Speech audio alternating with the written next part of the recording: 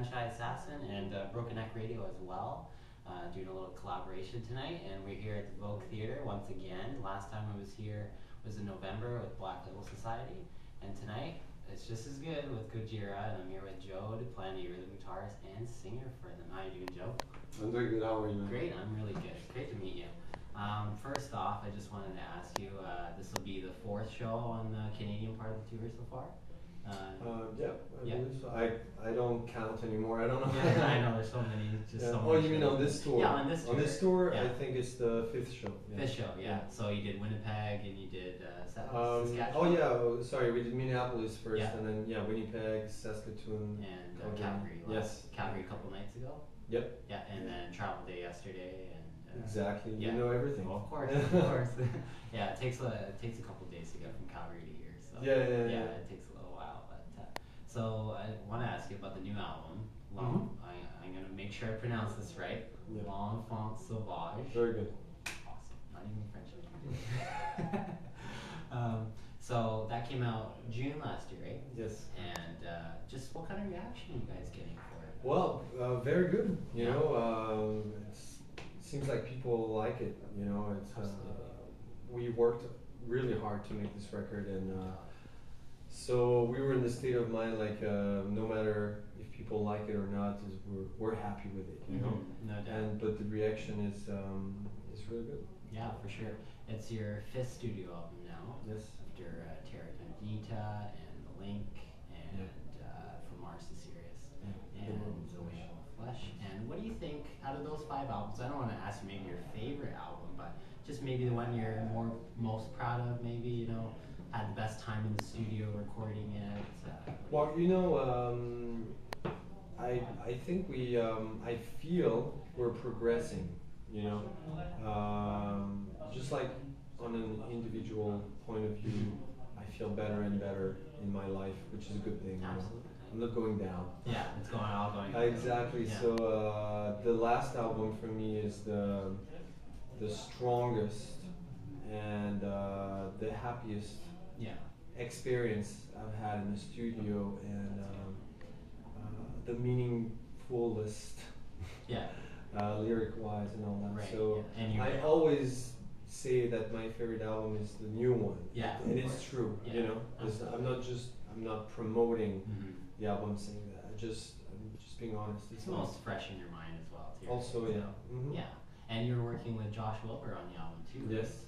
And he's worked with Lamb of God. And how is he working?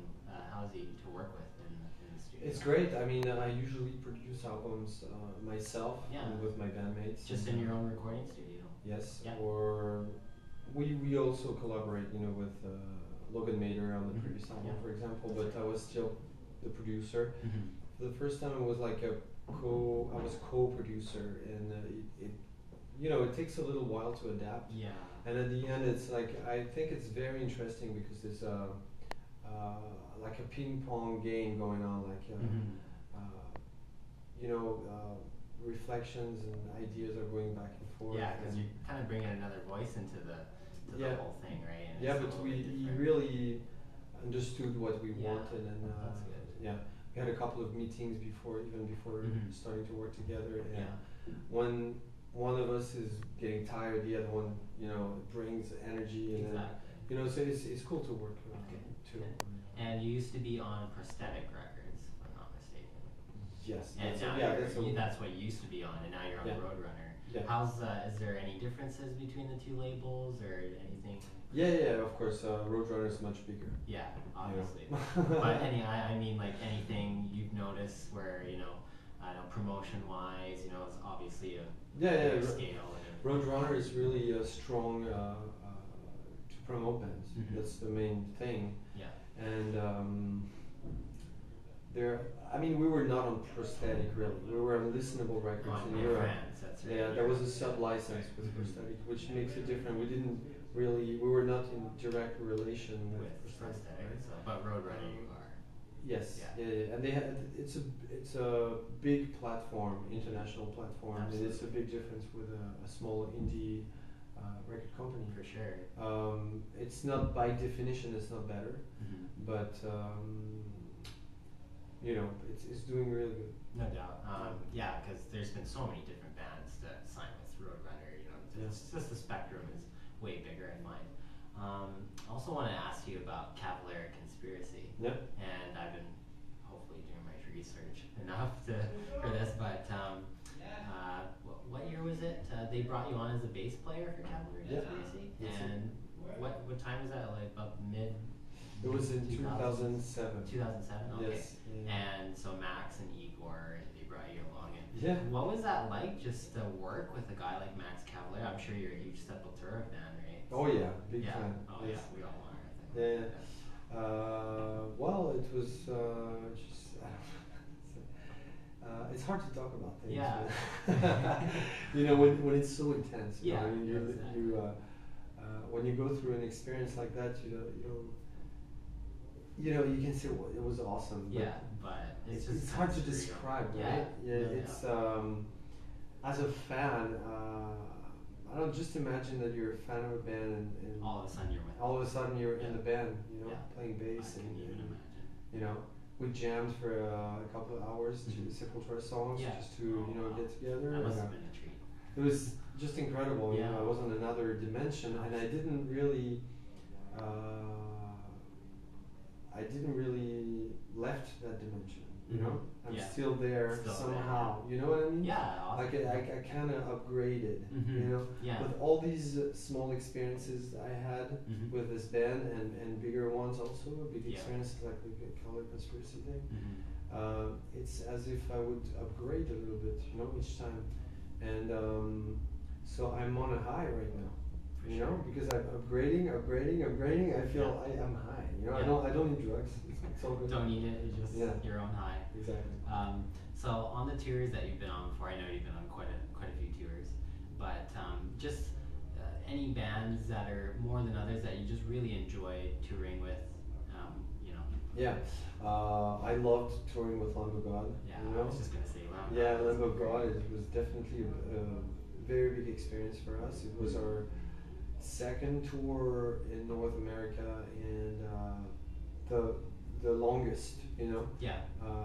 It was a very long tour. We went through all the U.S. and a lot of Canada. Yeah, Canada as well. And the middle, you know, the Midwest, California, East Coast, Florida. We went everywhere with this tour, and we were sharing the same dressing room with Machine Head. Oh, Machine Head. Yes, and so it was a bunch of people, great crews, and I became very close with Randy. Randy, yeah. That was great. In Flames was good too. Yeah. I mean, that's what I was going to ask you about Randy. Is that I know you guys were going to have a tour with them last year, and with Death Clock as well. But obviously, it didn't really pan out because of Randy's legal troubles. What's just your take on the whole thing, the Czech Republic kind of? It just makes me sad, man. I'm just sad. You know, when I think about it, I'm like super, especially now that he's ready to go there again, and he's, you know, it could be bad. It could be. It could be really bad. I mean, I think about him a lot, and it makes me feel super sad. You know, there's nothing else to say because the whole situation is a fucking joke, man. It is. You know? It really is. It's unfortunate.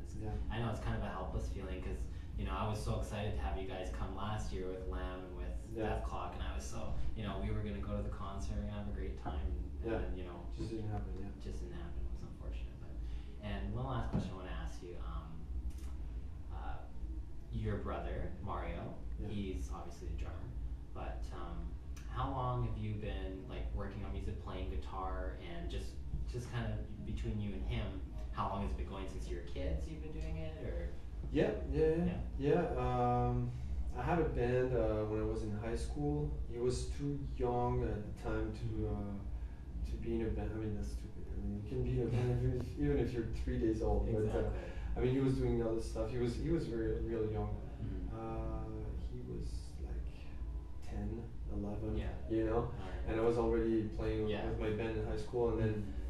He started to play very naturally, you know, watching me rehearse and see the shows and stuff, and he started to play drums, and after 3 days, he was like so good. Really? You know? Just picked it up. Yeah, he was like he's a natural, you know.